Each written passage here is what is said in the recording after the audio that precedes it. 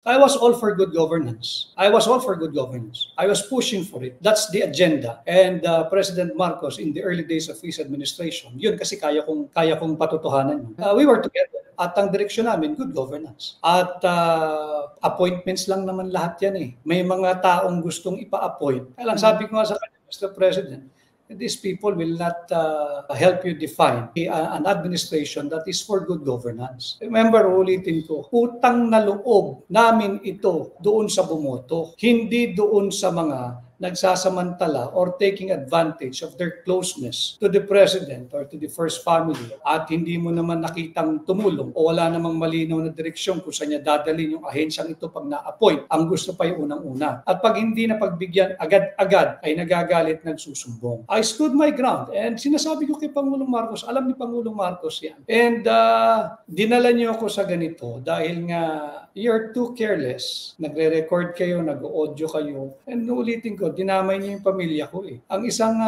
pinagtatalunan dyan, I refuse to process the paper of Michael Ma na ina-appoint as special envoy to China. Ayoko. Wow. Ayoko.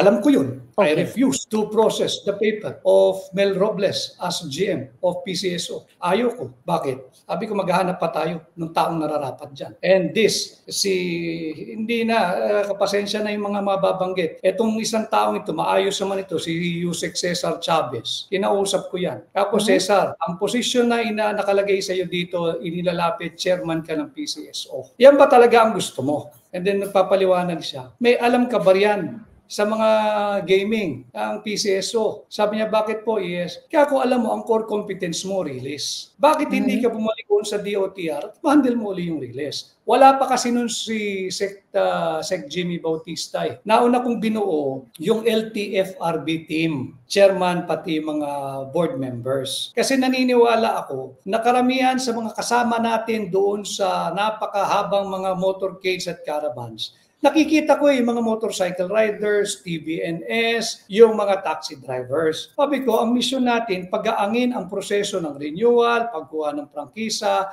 at huwag nang paduguin pa, hihinga ng pera, naghahanap buhay na nga eh. So I immediately formed an LTFRB team. Si Cesar sabi ko, balik ka, ang core competence mo release, doon ka sa release. And he readily agree. Sabi niya, o nga, sir, sabi niya, yan talaga ang linya ko, di bumalik ka sa release. Kaya alam ni Cesar yan, ang linagay, ang rekomendado at inaprubahan ni Pangulong Marcos na chairman ng PCSO ay si Juni Cua, ang dating governor ng anong probinsya ba ito? Basta't anak niya si Dax Cua ng Quirino, si Manong Juni. Kaya nandiyan si Manong Juni dahil dati rin siyang, I think, chair ng accounts or appropriations ng House. So marunong siya ng numero. Kakupangatin natin yung revenue at koleksyon ng PCSO dahil yun din ang bilin ni Pangulong Marcos. At bawas-bawasan natin, ang dami kasing nakaplug dyan na kung ano-anong organization brought about by different Republic Acts na certain amount ng kanilang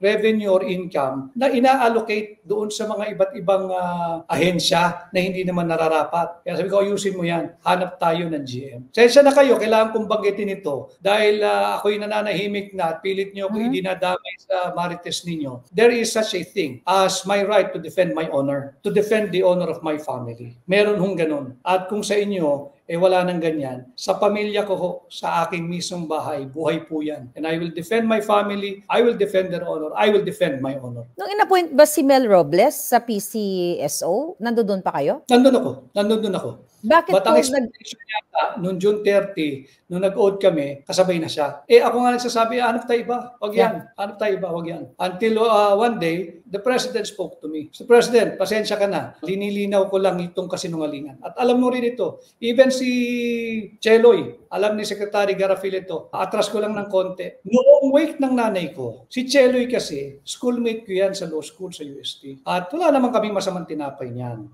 Nagpunta siya sa wake ng nanay ko. Ang kasama niya, si Honey Rose Mercado. Kilala ko yun. Kasama si Jay Herrera, yung nagme-makeup. Nagme-makeup. Si Yusek Cha. Bigyan ko naman si Cha. Lagamon. Si Cha Lemon, at saka si Asek Patricia Martin. So tumawag, hapon sila dumating. So I told my brother or sister, sige, paki-estiman nyo sila.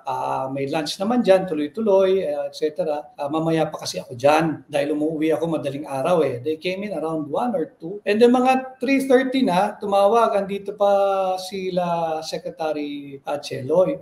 Kako, hindi raw sila aalis hanggat hindi ka nakakaharap. So I felt, kako, okay itong mga to, di sige kako, agahan ko na lang ang pagpunta. Pagpunta doon, condole, etc. I told Chelo, usapang magkaibigan naman kami noon. Kako, kamusta yung mga gago sa paligid nyo? Sure naman. Kako, hindi ka, bakit lagi nyo akong sinasangkalang? Wala bang ibang scapegoat? At ako pa rin. Tapos, hindi sir, na. Meaning, meron dati, wala naman na. Kako, ito, nandun kami sa harapan ng casket ng nanay ko. Sabi ko sa harapan ng nanay ko, kako, Chelo, para lang mag-establish tayo ng ground rules. Tahimik ako, out of respect sa naging samahan namin ni Bongbong. I didn't address him as very casually. Dahil sa respeto ko kay Bongbong, hindi ako sasagot. Pero pag merong umangkas at kakaskasin ng pangalan ko, bukod kay Bongbong, kako, lalaban ako, sasagot ako. At magiging maingay ito. O sige na kako, dagdag na natin, extend ko na sa first family. Pero hanggang dyan lang. Yung mga gusto magpasikat, yung gusto magpa-appoint, yung gusto mapansin ng kung sino man ang may say na ngayon sa Malacanang, wag na wag niyong gagamitin ang pangalan ko, sasagot ako. Sinabi ko sa kanya yan. Pwede niyang i-deny, wala akong pakialam doon. But nangyari yan. Kaya ako sumasagot niya yun. Sinabi ko naman pwede naman kayong gumawa ng gimmick na kayo na lang. Bakit kailangan pa ako laging kinakaladkad? And yung sinasabing ako'y nabanggit din, ayoko sanang sagutin. Except, ang nag-trigger lang pagsagot ko, sinabi, nagmamakaawa ako para kawawa daw yung pamilya ko. Huwag niyong gamitin yun. Foul yun. Attorney Vic, nabanggit mo, actually na ako'y nagulat at for sure yung ating mga kababayan, na ipinilit pala na i-appoint during your time etong si Michael Ma na nasasangkot nga sa smuggling. Nakakalungkot dahil ito po talaga in-appoint nila. Pero Attorney Vic, nalaman ko lang ito actually na in-appoint pala si Michael Ma as Special Envoy to China is nung June 2023, nung si Michael Ma ay umattend doon sa event sa Chinese Embassy at doon ay tinawag siya, in-honor siya as one of the guests na in-introduce siya na please welcome Special Envoy to China, Michael Ma. Hindi po nag-release ng publication ang Presidential Communications Office. Hindi rin po siya nanumpa sa kay Pangulong, kay Marcos Jr. na siya nga ay in-appoint as Special Envoy to China. Kahit i-google ng ating mga kababayan, halungkatin natin sa mga dyaryo, sa lahat ng mainstream media, hindi po talaga, kahit ako mismo, hindi ko makita na in-appoint siya officially ni Marcos Jr. Para sa akin ay pagda-traidor sa taong bayan at pag-aabuso sa